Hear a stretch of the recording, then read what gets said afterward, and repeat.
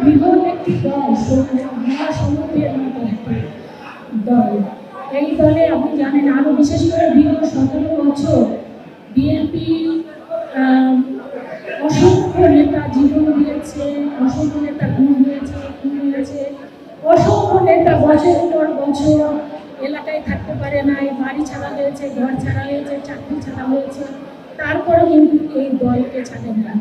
এই দলের জন্য, এই দলের নেত্রী দেশনেত্রী বেগম খালেদা জিয়া, একদিন চেয়ারম্যান তারেক রহমান, দলের আদর্শকে ভালোবেসে তারা কিন্তু এই 17 বছর তারা অত্যাচার নির্যাতন ভোগ করে গিয়েছে।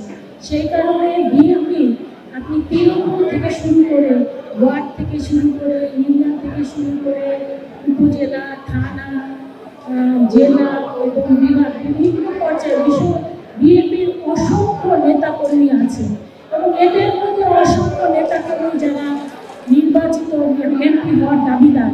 বিএনপির 300 কেন 3000ও যদি আসন হয়, বিএনপির মানে আমার মনে হয় কষ্ট লাগবে না এই প্রার্থী দেওয়ার জন্য।